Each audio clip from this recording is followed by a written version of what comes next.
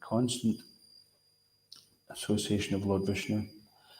Sankachuta also received his desired boon from Lord Brahma. He got an all-auspicious protective shield, Kavacha, as well, and the benediction that as long as the chastity of his wife was not violated, no one would be able to kill him. Thus, becoming very arrogant, he began to terrorize all the demigods and human beings. Lord Shiva, being requested by the demigods, went personally to fight with Sankachuta. Meanwhile, Lord Vishnu made a plan to destroy the chastity of Tulsi. He went to the place where Lord Shiva was fighting with the demon, and assuming the form of a Brahmin, he asked Sankachuta for his protective shield and charity. Then the Lord went to see Tulasi. Deceiving her in this way, he began to enjoy with her as if he were her husband, and thus broke her chastity. The Vishnu Purana goes for great length to point out that there was certainly no fault on Lord Vishnu's part. He wanted to maintain the benediction given by his devotee, Lord Brahma, to Sankachuta, and at the same time he wanted to protect the demigods and devotees. For this purpose, he created this particular pastime with appearance of improper behavior. But since Tulasi is a preliminary portion of Lakshmi Devi, she is actually the wife of Lord Vishnu. At that very moment, Lord Shiva killed Sankachuta on the battlefield. When Tulasi understood all that had happened, she said, "By deceiving me, you have broken my chastity and killed my husband. You are extremely stone-hearted. Thus I curse you to remain on earth as a stone."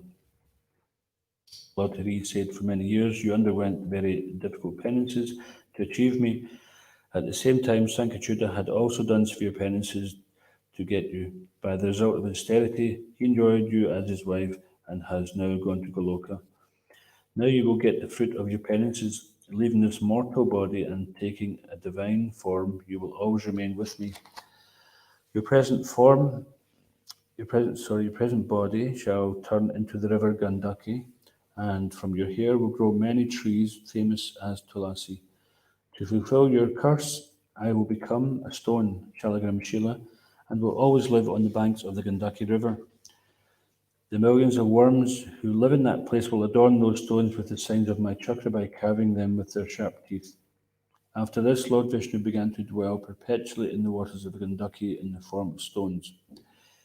The Brihan Naradiya Purana warns that if one worships the Shalagram Shila and doesn't offer tulsi leaves, then his house is considered equal to a cremation ground. What would that mean? That it's empty, barren, no life there. Simply no life, spiritually speaking.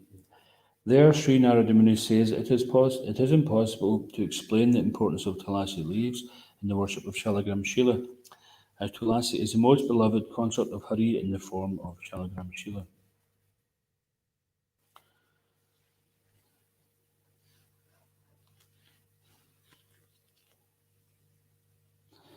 Okay, so that's the story of Tulsi Devi.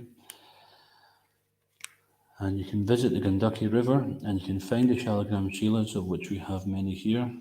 And this is the there's two ways of worshipping the Shalagram Shila. One is called Sakama and one is called Akama. So Sakama, Kama means desire. So Sakama means with desire, worshipping for material benediction, worshipping for fulfillment of material desire. And by doing that, you have to follow very, very strict rituals. And if you get it wrong, then you could feasibly incur the wrong result. It's like Brahmins who do very big yajnas. If they mispronounce something, sometimes they get the opposite. Simple as that. They used to actually have an umpire who would be listening to the Brahmin, and if they chanted something wrong, they'd have to stop and start again. So the way to worship Shalagram Shila as a devotee, or Akama, which means without material desire, simply all we require is Ganges water and Tulsi leaf. So we don't live next to the Ganges, but by mantra we invoke Ganges into the water and become Ganga Jal, Ganges water. So there's many other articles to be worshipped as well, to use in the worship. But at least, regardless of all the other items which are there, then Tulsi should be there and Ganges water. So also today is the appearance of Nimbakacharya. Nimbakacharya Sri Nimbarkacharya preached Krishna consciousness about 300 years before the advent of Sri Chaitanya Mahaprabhu. In Navadvip Dham Mahatmyam, Srila Bhaktivinoda Thakur says that Nimbarka had previously worshipped Lord Shiva in Bilvapaksha, Rudradvip, Navadvip. Lord Shiva appeared before Nimbarka, instructing him to take initiation from the four Kumaras who were meditating nearby. Nimbarka received Radha Krishna mantra and continued living in Navadvip. Interesting because both these stories, Lord Shiva is connected with Vishnu, and he could have just initiated this devotee himself, but he sent him to the four Kumaras. Following the teachings of Sanat Kumar Samhita, he worshipped Radha and Krishna with great love. Soon Radha and Krishna appeared before Nimbarka, then the divine couple displayed their unified forms as Sri Gauranga Mahaprabhu. Lord Gauranga said, Nimbarka, in the future, when I begin my Sankirtan movement, I will personally preach the perfect transcendental philosophy of Achintya Bheda Bheda Tattva. I will take the essence of the philosophies of Madhva, Ramanuja, and Vishnu Swami. From you, Nimbarka, I will take two important principles. One, the necessity of taking shelter of Srimati Radharani, and two, the high esteem of the Vajragopis' love for Sri Krishna. Lord Gauranga disappeared after instructing Nimbarka. Shedding tears of ecstasy, Nimbarka left Navadvip to begin his preaching mission. In Chaitanya Leela, Nimbarka appeared as Keshava Kashmiri and received love of Godhead directly from Nimai Pandit. There are striking similarities between the Gaudiyas and the Nimbarkas. The followers of Nimbarka accept the 6 forms of surrender, practice the 9 limbs of bhakti, and believe in the Dasamula, 10 cardinal points of Gaudiya philosophy. They also worship Radha and Krishna in Vrindavan. They worship Srimati Radharani as the topmost devotee, and they accept the gopis' love for Krishna as supreme. With beads, bhajan, and kirtan, the Nimbarkas chant their version of the Mahamantra, which I'm not going to chant. In Vrindavan, about 1 mile from Govardhan, there is the village of Nimgwan, named after Nimbarkacharya. So Gwan means village, like sometimes Nandagwan, or Gram, sometimes that's the way it's pronounced. In Sanskrit, Gwan is more local. Nimbarkacharya lived there from childhood and later performed pastimes there. Many of Radha Krishna's pastime places in Vrindavan are now maintained by the Nimbarka sect. In Mathura Vrindavan, innumerable devotees follow Nimbarka's path of bhakti. The Sriji Mandir, just off the Loy Bazaar in Vrindavan, serves as the centre of Nimbarka Sampradaya. Sri Nimbarka Swami Ki Jai. Shri Tulsi Shalagram Vivaha Ki Jai. Jai Jai Shri Chaitanya Jai Nityananda. Jai Jai Shri Chaitanya Jai Advaita Chandra Jai Gaura Bhaktavinda. Start from here. Jaya Jaya Shri Chaitanya Jaya Nityananda. Jaya Advaita Chandra Jaya Gaura Bhaktavinda. Jaya Jaya Shri Chaitanya Jaya Nityananda. Jaya Advaita Chandra Jaya Gaura Bhaktavinda. Hare Krishna, Krishna Krishna, Hare Hare. Hare Rama, Rama Rama, Hare Hare.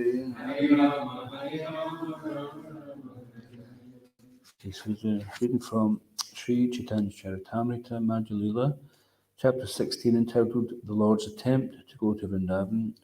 So I'll start at 265, and I'll just read them through until the actual class verse. So we don't need a response at this point.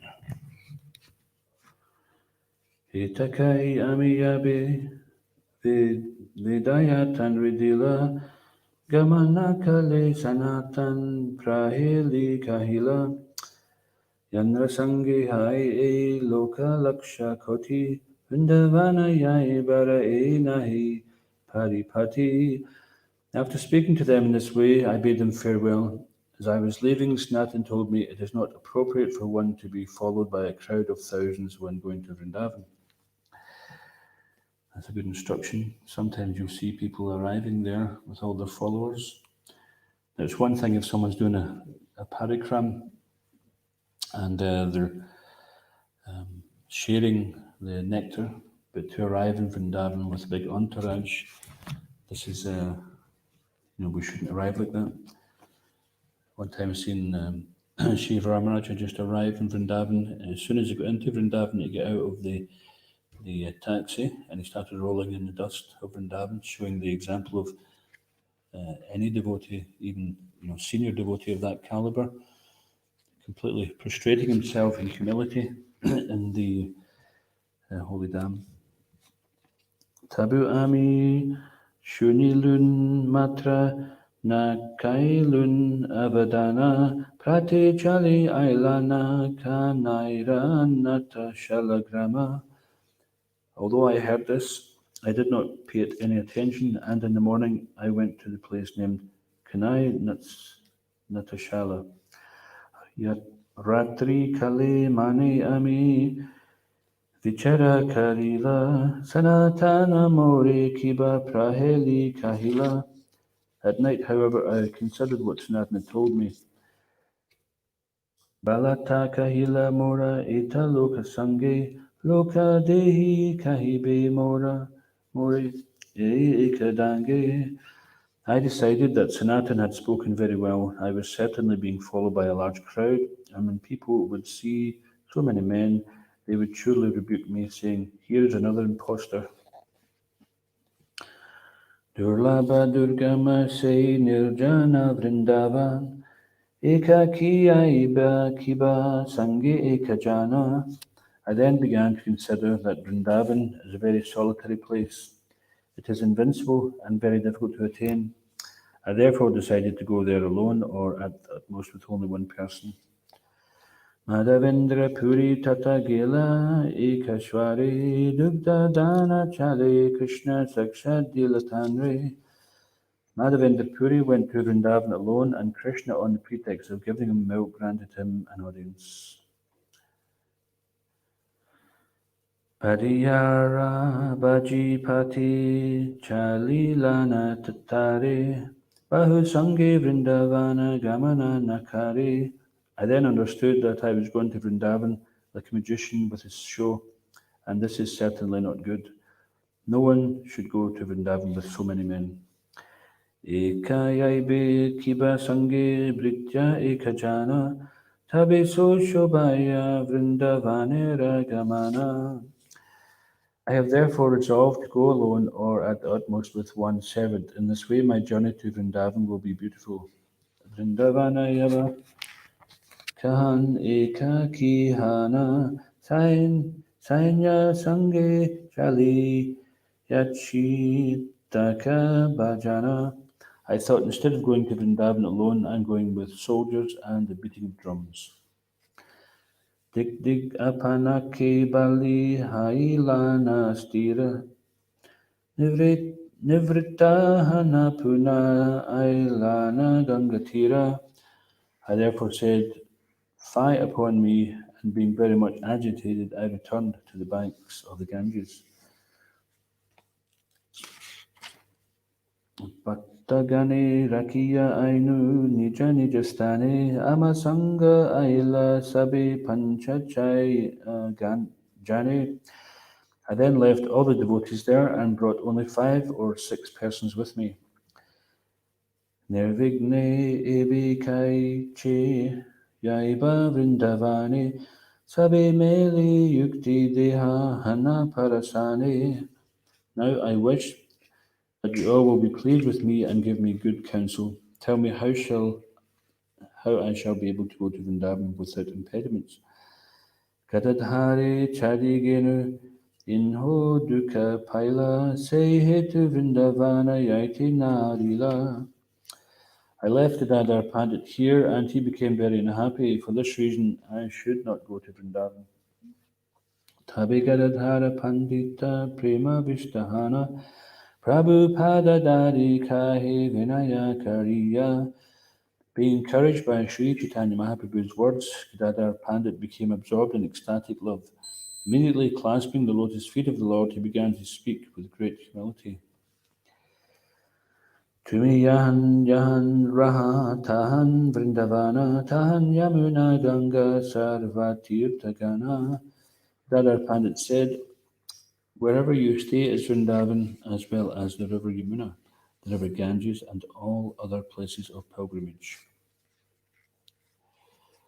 Okay, text 281. Tabu Vrindavana Yaha Loka Sikaite. Tabu Vrindavana Yaha Loka Sikaite. Seita Karibe Tumara Ye Laya Chite. Seita Karibe Tomara Ye Laya Chite. Tabu Vrindavana Yaha Loka Shikaite.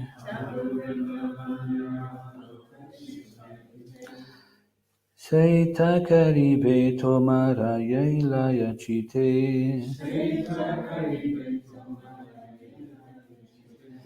Tabu Vrindavana Yaha Loka Shikaite.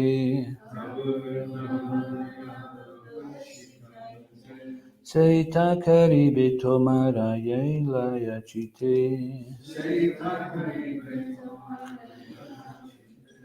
Let's chant. Tapo Vrindavane Yaha Loka Shikapite Seita Karibe Kamaya Nilaya Chite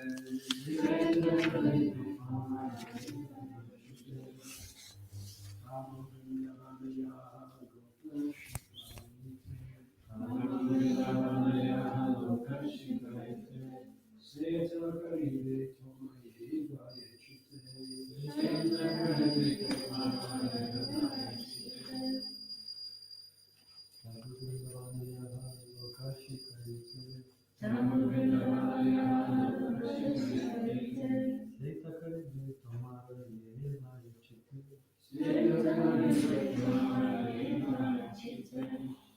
Ladies.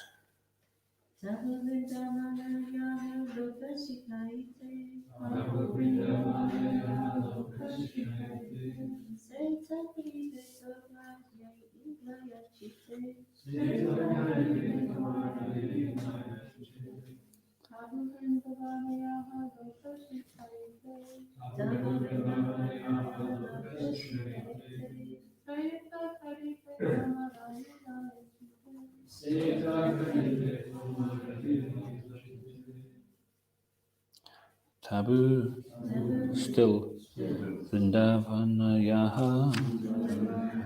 You go to Vrindavan. Loka Shikaite.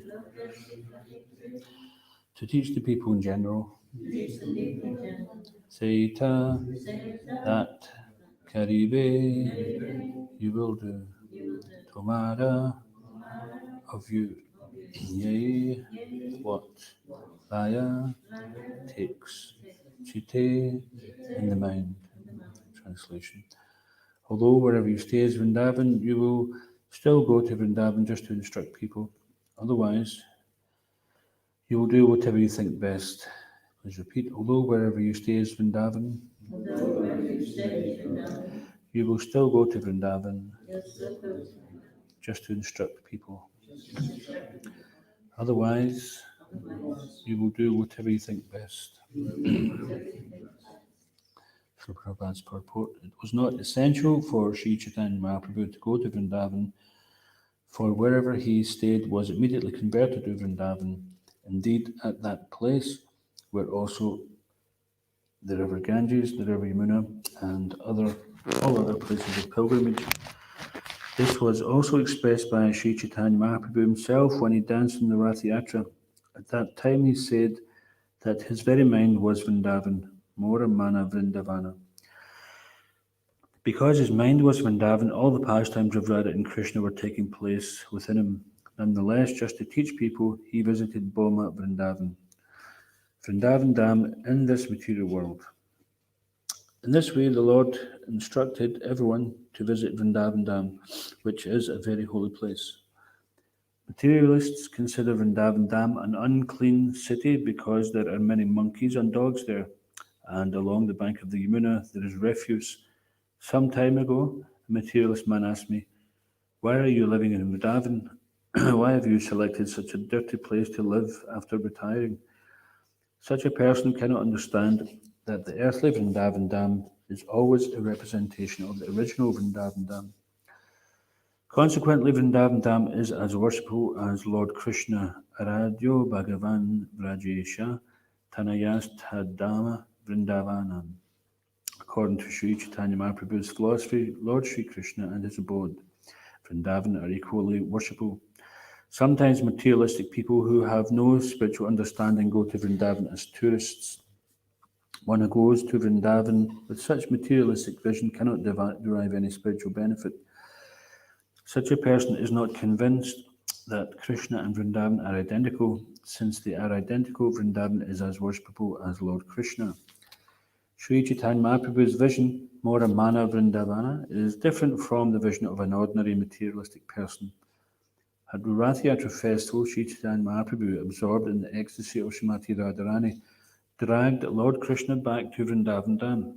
Sri Chaitanya Mahaprabhu spoke of this in the verses beginning Ahush Chate from Madhya 13.136. In Srimad Bhagavatam 10.84.13 it is stated, Yasyatma Buddhir Kunape Tri Datu Ke Swadi Kala Tradishu Boma Ijadi Yatirta Buddhi Shalile Nakari Chij Janeshwabi Geshu Sa Eva Gokara. A human being who identifies the body made of three elements with his self, who considers the byproducts of the body to be his kinsmen, who considers the land of birth as worshipable, and who goes to a place of pilgrimage simply to take a bath rather than meet men of transcendental knowledge, there is to be considered like an ass or a cow. Sri Chaitanya Mahaprabhu personally renovated Vrindavan Dham and advised his chief disciples, Rupa and Sanatan, to develop it and open it to attract the spiritual vision of the general populace. At present, there are about 5,000 temples in Vrindavan, and still our society, the International Society for Krishna Consciousness, is constructing a huge, magnificent temple for the worship of Lord Krishna and Lord Balaram, along with Radha, Krishna, and Guru Gauranga. Since there is no prominent Krishna Balaram temple in Vrindavan, we are attempting to construct one so that people will be attracted to Krishna Balaram or Nitai Gaura Chandra. Brajendra Nandanaye Sachisuta Hoilu say. Narottam Das Thakur says that Balaram and the son of Maharaj Nanda have invented themselves as Gaur Nitai. To propagate this fundamental principle, we are establishing a Krishna Balaram temple to broadcast to the world that worship of Gaur Nitai is the same as worship of Krishna Balaram. Although it is very difficult to enter into the Radha Krishna pastimes, most of the devotees of Vrindavan are attracted to the Radha Krishna Leela. However, since Nitai Gaurachandra are direct incarnations of Balaram and Krishna, we can be directly in touch with Lord Balaram and Lord Krishna through Sri Chaitanya Mahaprabhu and Nityananda Prabhu. Those who are highly elevated in Krishna consciousness can enter into the pastimes of Radha Krishna through the mercy of Sri Chaitanya Mahaprabhu. It is said, Sri Krishna Chaitanya Radha Krishna Nahi Anya. Sri Krishna Chaitanya Mahaprabhu is a combination of Radha and Krishna. Sometimes materialists, forgetting the pastimes of Radha Krishna and Krishna Balaram, go to Vrindavan, accept the land's spiritual facilities, and engage in material activity. This is against the teachings of Sri Chaitanya Mahaprabhu. The Prakrita Sahajas proclaim themselves Vrajavasis or Dhamavasis, but they are mainly engaged in sense gratification. Thus they become more and more implicated in the materialistic way of life. Those who are pure devotees in Krishna consciousness condemn their activities. The eternal Vrajavasis like Swarup Damodar did not even come to Vrindavan Dham. Sri Pundarik Vijayanidhi, Sri Haridas Thakur, Shivas Pandit, Shivananda Sen, Sri Ramananda Roy, Sri Sikha Mahiti, Sri Madhavi Devi, and Sri Gadadhar Pandit Goswami never visited Vrindavan Dham. No authorized document stating that these exalted personalities visited Vrindavan. Nonetheless, we find many non-devotees, Mayavadis, Mayavadi sannyasis, Prakrita Sahajas, fruitive workers, mental speculators, and many others with material motives going to Vrindavan to live. Many of these people go there to solve their economic problems by becoming beggars. Although anyone living in Vrindavan somehow or other is benefited, the real Vrindavan is appreciated only by a pure devotee. As stated in Brahma Samhita, Premanjana Churita Bhakti Vilochanena. When one has purified eyes, he can see that Sri Vrindavan Dham and the original Goloka Vrindavan planet in the spiritual sky are identical.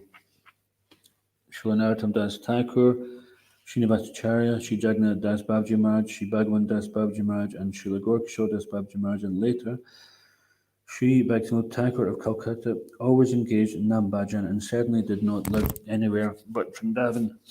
Presently, the members of the Hare Krishna movement throughout the world live in materially opulent cities such as London, New York, Los Angeles, Paris, Moscow, Zurich, Stockholm, and Lesmahago.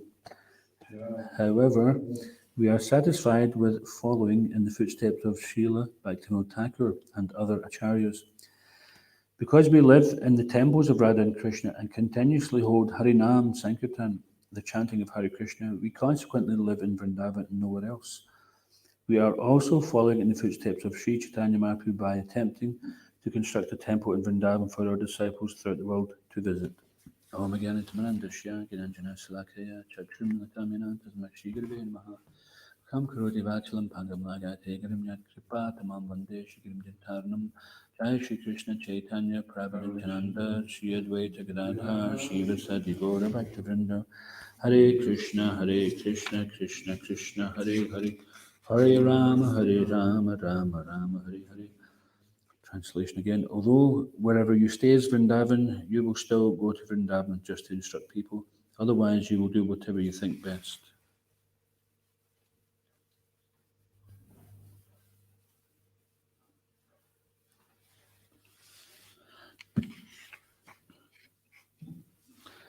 So Prabhupada showed that also by his example, that even as a devotee, so materialistically, people may view Vrindavan as some poor place which is dirty, etc.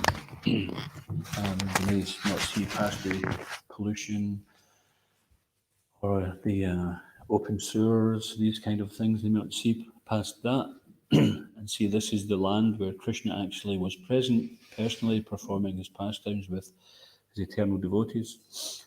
But the devotee can see that, and Prabhupada certainly was in that mood, but yet still he showed a higher principle of than just seeing the holy dam as the holy dam and not seeing it with materialized. The higher principle was that he took Vrindavan to the Western world through the means of Harinam Sankirtan. And this is Lord Chaitanya's mission, that we bring the spiritual world into everyone's heart and mind, into their homes, in every town and village, simply through this chanting, because this chanting of the Hare Krishna mantra is actually an eternal refrain which is going on in the spiritual world, and it includes everything which is the topmost goal of the spiritual world.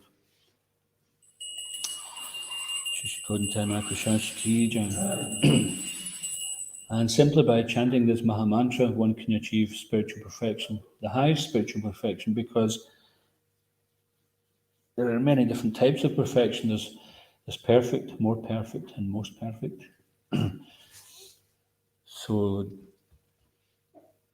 that can be understood, just like if one is in a prison, then simply to get released from prison, that's a great benefit, that's a great relief. But then what to do once you're outside of the prison? So we may engage in some activity.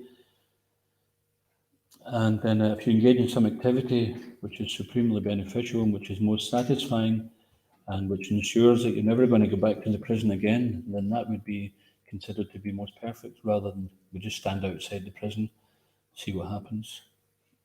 Nothing. So that's Brahman realization. Or just engaging in some activity, then With devotees, we have Brahman, Paramatma, and Bhagavan realization of the Supreme Personality of Godhead, the Supreme Absolute Truth. So the material world is known as Durga Dham, just like we have Vrindavan Dham, or the abode of Vrindavan. So Durga Dham, we have the abode of the material world. And the material world is characterized by I, me, and mine. When we're self-centered and we're thinking in terms of I, me, and mine, then that is the material world. But when we can connect ourselves through Bhakti Yoga, through acts of devotion to Krishna's eternal spiritual dynamics between Krishna and all the unlimited devotees, then we can become free from this material world and this concept of I, me, and mine. So this requires selfless service. Selfless service in the material world is often glorified and recognized as being something wonderful. But sometimes because people have inadequate knowledge of spiritual life, then they sometimes don't know what is good and what is not good, what is to be done and what is not to be done. So Krishna explains that in Bhagavad Gita, pravritti cha, nivritti cha, what should be accepted and what should be rejected. So on the basis of what is for people's ultimate welfare, sarva upakar, there's different upakars or different types of welfare work one can engage in. So for example, if someone's hungry and you kill a cow and feed that person a cow, then that person may eat, but you've just created a great violence to the cow. So everyone's implicated in that. So that is what you'd call charity in the mode of ignorance. It incorporates ugra karma, or unbeneficial work. So, and even if we just offer some food which is not of the meat variety, then still karma is involved in everything. So one example is that Krishna knows that we have to eat. So patram pushpam palam toyam, he says, this is what you can offer, a leaf, fruit, flower, or water, and I will accept it. So when we offer food to Krishna, it becomes prasad, it's free from karma, and Krishna is personally present within that food. And then one gets purified by taking that. So both materially and spiritually, people are benefited. So this is an example of how one can be supremely benefited simply by the thing which people have to do every day, eating. And then what to speak of chanting. So just like last night with the Kirtan program, and the theme was Vrindavan. And so simply by chanting, then we invoke, the Lord is personally present in the form of his holy name, and so are his eternal associates, present when their names are sung. So when we chant these names, then even if at first we don't quite experience it, if we continue to chant, then the material coverings, then they dissolve and we begin to connect with the holy name. And accompanied by the holy name is the Lord's abode as well. So although Lord Chaitanya could, wherever he went, became as Vrindavan because he is also none different from Krishna. So Krishna never leaves Vrindavan, which means wherever he is Vrindavan. So still, to set an example, that one should go to the holy land of Vrindavan and one should learn how to live in the holy dham and avoid the pitfalls of those inauthentic residents of the holy dham. So it's not unusual if you go to Vrindavan and you are approached by some beggars. Now, out of compassion, you may want to give something to the beggars. That's natural.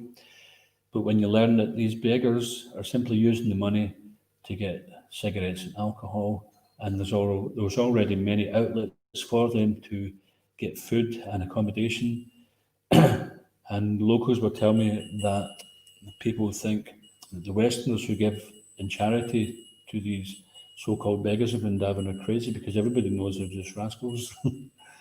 And they say that the real ones who are actually the real sadhus, they don't go begging on the street like that. There's plenty of ashrams, and there's many outlets for food distribution as well. Nobody needs to go hungry. And even more so when the kids go begging, Then Palindri was telling me, our god sister who lives in Vrindavan, she says that locals think that the Westerners are crazy to give money to kids. She said nobody in India gives money to kids. So they have a different understanding, and says, and sometimes what happens is you give money to these children, it goes to the father who gets drunk and then beats the wife. So we have to be careful of our charity, giving it in knowledge. And we shouldn't be naive about what we're giving. The act of giving is certainly encouraged in devotional service. So we should be careful that if we have some wealth, that we engage it in Krishna's service so that best benefit can be made from that. So just like when people give us donations, we have to be certain that we use it in Krishna's service and not for ourselves. Use it for ourselves, we can share the reaction of how it was obtained. So it's important that devotees are conscious of how they spend the Lakshmi Krishna service. So one time Sri Ramswami was visiting Krunabhavan, and he had just written the Nava Vraja Mahima, which is a collection of books which he wrote. He spent a long time writing this, many hours, over some years writing these books. And typically, if someone is selling a book, they'll come and they'll tell you about the book and what inspired them to write it and such like that. And then in this way, they hope to get you to buy the book. But what he did was he just came and spoke about Krishna, spoke about Vrindavan, and at least for some of us, we could see that he was converting, he was transforming the place into Vrindavan. The atmosphere became like Vrindavan. So I was thinking, this is because I was thinking, when's Maharaj going to talk about the book? He never said a word about the book, but he didn't have to because he actually he exemplified what the book was about, which was transforming wherever you live into Vrindavan by your consciousness. That is the most important thing because, as Prabhupada says here, you can physically go to Vrindavan, but like they say, you cannot buy a ticket to Vrindavan. Yeah, you can go to Kohli Travel or Emirates, and you can say, oh, okay, you can have a ticket to Delhi, and then you can book a taxi, and you can drive 90 miles down to Vrindavan, and that's you there. But if you have no faith, if you have no understanding, no love for Krishna, then how much will you benefit from being in Vrindavan? Just like here, Saivara Gokara, the cows and the asses, the dogs, the hogs, they're living in Vrindavan, but they don't get the opportunity to going here, and they're not necessarily conscious that they're in Vrindavan. So we should be like that. That we cultivate Vrindavan, and if we haven't been to Vrindavan or if we know we're going, then it really pays to absorb our mind in hearing Krishna's pastimes and purifying ourselves and developing a humble attitude so that when we go there, we can really relish it. Not that we go there, we meet some bogi yogi, and then we get distracted. Sometimes when devotees are unqualified and they go to the holy dham, they can become distracted and spoil the devotional service. So it's not like you're going to go there and the world's going to change and everything's going to be hunky-dory from then on. We have to be very careful, and Prabhupada was very careful also about his disciples in Vrindavan where they went, who they would hear from, because he knew there was many distractions, many inauthentic so-called devotees, just like we do this drama called the Bogi Yogi. So Bogi is interesting because we think in terms of bogus, which is true, but the word Bogi means sense enjoyer, simply sense enjoyer, and they make a show that they're a yogi or a renunciant, very austere, but out of sight, then they're up to all sorts of nonsense, which is totally diametrically opposed to the principles of bhakti. So if someone doesn't want to be a devotee, doesn't want to be a yogi or a bhakta, then that's up to them, but it's worse to actually pose as being. So Prabhupada said it's better to be an honest street sweeper than a charlatan meditator.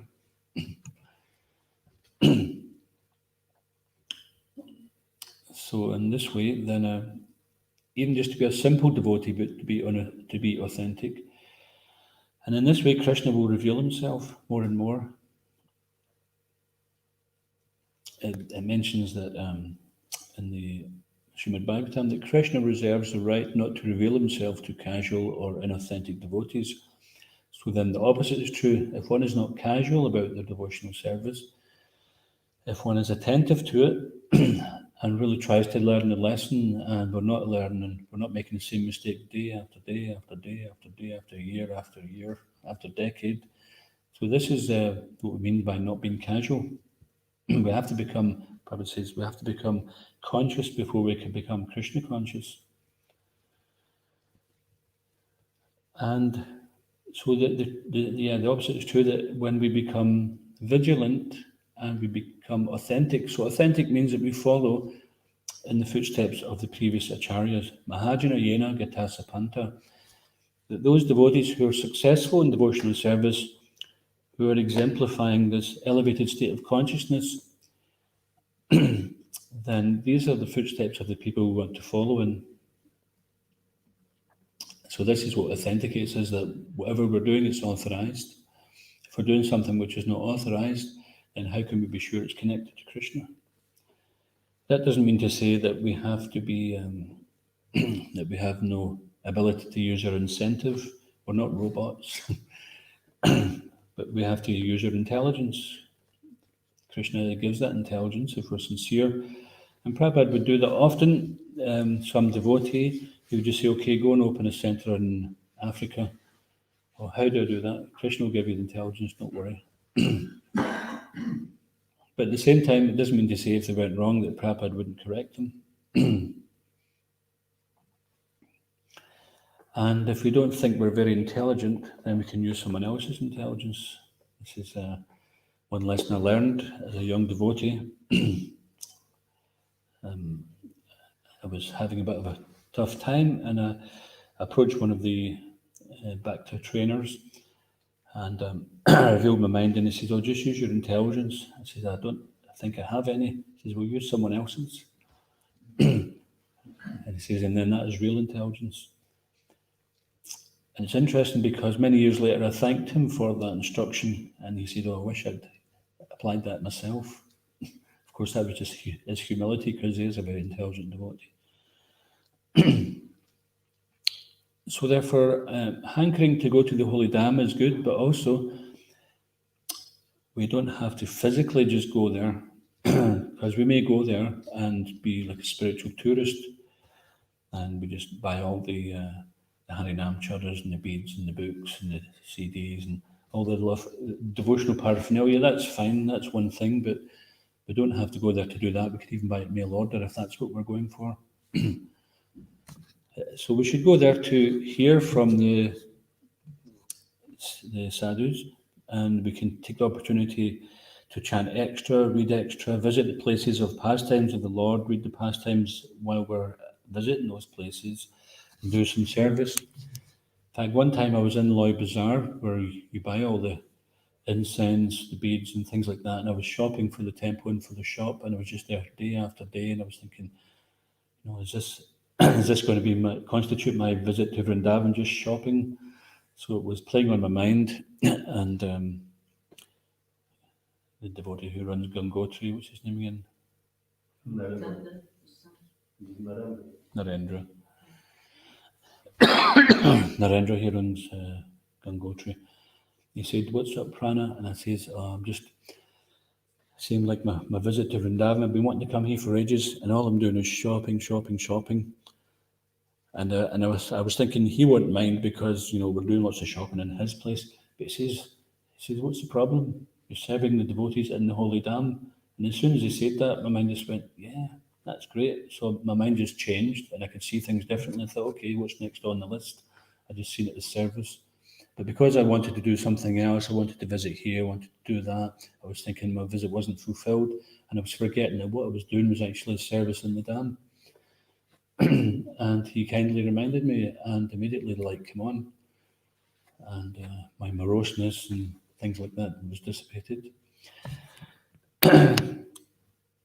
So taking the opportunity to serve in the holy Dham, and serving begins with hearing and chanting. That's an important thing. We don't go to the Vrindavan Dham to play golf. See someone's tried to open a golf course in Vrindavan. How ridiculous. We don't go there just to what's the word? Just for some ostentatious display of we've got the biggest temple. Someone may be trying to build a bigger temple than someone else simply so they can attract more people to come and donate. If the purpose isn't there to encourage devotional sentiment and spiritual realization, then so many things go on in the name of Krishna consciousness.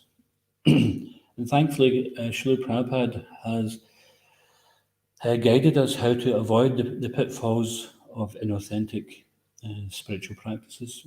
And although we may fall short of these in our own day-to-day activities, we do accept what is the way forward, and by the association of devotees and by the kindness of devotees, then somehow or another we're able to continue. So we'd just like to finish there, if anyone's got any questions. With the shopping spree, once she changed her story, then it wasn't a problem anymore. So I was just listening to Mahatma's forgiveness course. It says, forgive somebody until you change your story. That's a good point.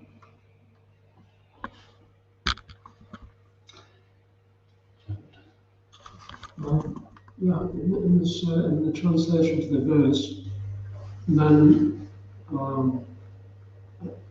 when Radha Pandit says you still go to Vrindavan just to instruct people, so Srila Prabhupada concentrates on that point, meaning to set the example that he wanted his disciples to go to Vrindavan. But also when Srila Prabhupada was in Vrindavan giving classes, and he was often he seemed also to be giving instruction or giving some guidelines to some of the residents of Vrindavan, or to some of those persons who didn't appreciate pure devotional service. And so is that correct? Or how do we distinguish between a resident of Vrindavan who is perhaps just a very simple devotee who doesn't have a deep philosophical understanding, and between someone who's got a deviant philosophy? So in that sense, as members of ISKCON, is it our duty to follow in Srila Prabhupada's footsteps? Yes, I really follow Prabhupada's footsteps, and he's certainly shown by example. But he also did say that we shouldn't try to get too close to the resident from Vrindavan, or don't try to understand them, because we don't want to commit offences. So some of them may be on a different level, and I would say the best thing we can do is become more familiar with Prabhupada's teachings. In this way, we can understand. Now, Hari Swartha also gives some very good lectures on Prabhupada and the Holy Dhan, and hearing out outside of ISKCON, etc. He gives some directions on that. So it's a matter of balance. We always have to show respect, but we also have to be intelligent enough to avoid sources of, just like they say that milk touched by the lips of a serpent has poisonous effects. Well, if there was milk in a pot and you knew that a serpent had been at it, you wouldn't drink it unless you wanted to commit suicide, to speak of spiritual suicide. So, to keep yourself safe, then the thing is to hear within the authorised guidelines, and therefore you don't have to worry. And if you get any concern about any individuals, then you approach somebody you trust and ask them. But we have plenty to do, plenty of service to do. We have the mission given by Prabhupada. We have our purpose in life. So we don't have to really go we've got more than enough to contend with just to come to terms with what Prabhupada gave us. Sometimes people look for an easy way out.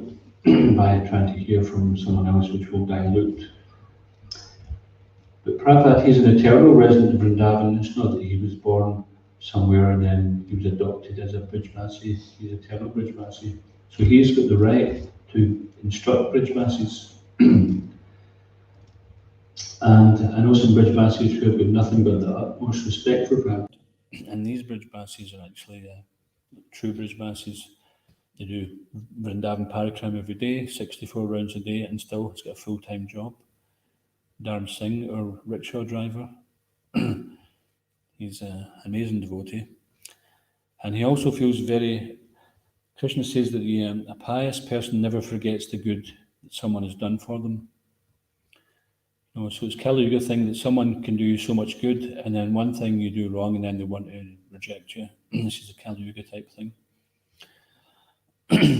But this devotee, Dharm Singh, when he was a young boy, he got a little job working on the building site of Krishna Balaram temple, and for that he was able to get a rickshaw, and from that, etc. So he feels his whole life indebted to Srila Prabhupada and ISKCON just for giving him a chance in life. And when you speak with him, he is actually quite an amazing personality, but we don't go, even at that still, we don't go and search to hear from him because he's of another sampradaya, but still his utmost respect for Prabhupada and ISKCON is there. So, anything else? Thanks. Are we supposed to go to Vrindavan in the mood of Lord Chaitanya says that we're supposed to share Krishna consciousness with people all over the world? Obviously, I wouldn't want to go to Vrindavan to try and instruct a Rajvasi, that would be ridiculous. But, Or to take instructions from him. yes, yeah. But I have been to Vrindavan only for a week after going to Manipur. But from it, I got a lot of inspiration just seeing the place and going on America. And that inspired me on a little bit of this Sankirtan. So my question really is, should we have that mood of Lord Chaitanya, that we're going there to instruct people in a broader sense, or is it more? We're going there to purify ourselves, and we're going there to benefit by the Holy Dhammas Association and by the association of the devotees who live there. That's why we're going there. So Prabhupada encouraged both things, that we should visit Vrindavan, but we should visit Vrindavan in the mood of devotee. And he also encouraged that we should adopt the mood of Vrindavan by our daily personal practice, so that we take Vrindavan with us wherever we go, our consciousness. It's like they say, wherever you go, you take your problems with you. So for a devotee, wherever they go, they take Vrindavan with them.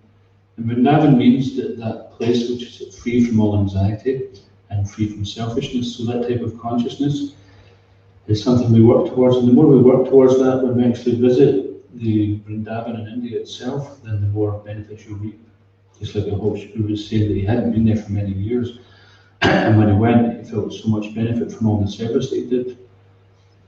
So if we just go there without being properly qualified, and qualified means to act as a devotee, to take upon ourselves devotional service practices, and then the Lord will reveal the Vrindavan Dham to us. It's not a cheap thing. It's not okay, I just found this Krishna book in a charity shop, go to Vrindavan, blah, blah, blah. Okay, I'll just go to the travel agent, get a ticket and go there tomorrow.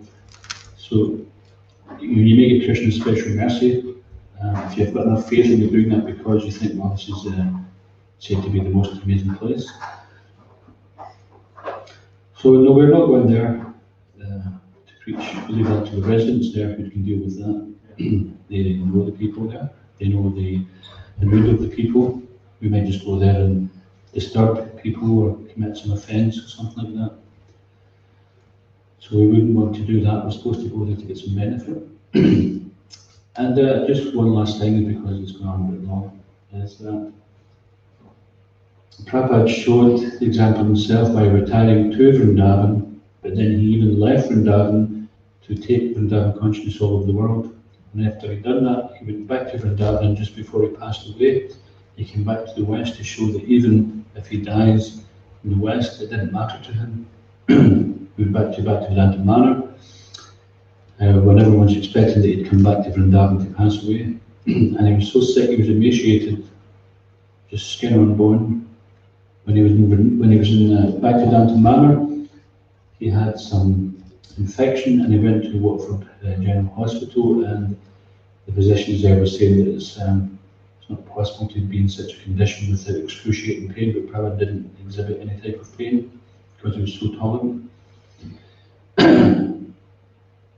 So a private example also was to the Brijvasis and to the devotees that at no point does a devotee retire. It's not that, okay, I've done so much and now I'll just switch off. That's it. Job done.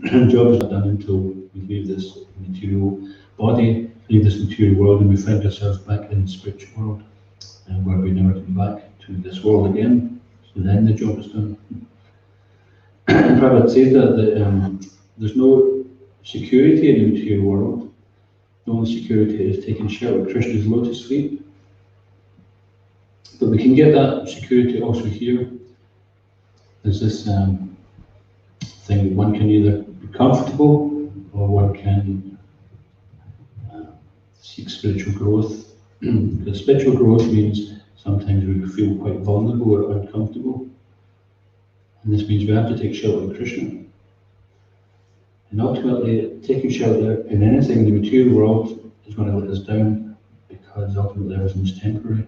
So on that cheery note, the class is temporary, we better stop now. And we'll take some prasad. It's going to be with the key. Jai. Key. Jai. Chaitanya Charitamrita key. Jai. Prabhupada. Hari Bol. This is Prabhupada ki Jai.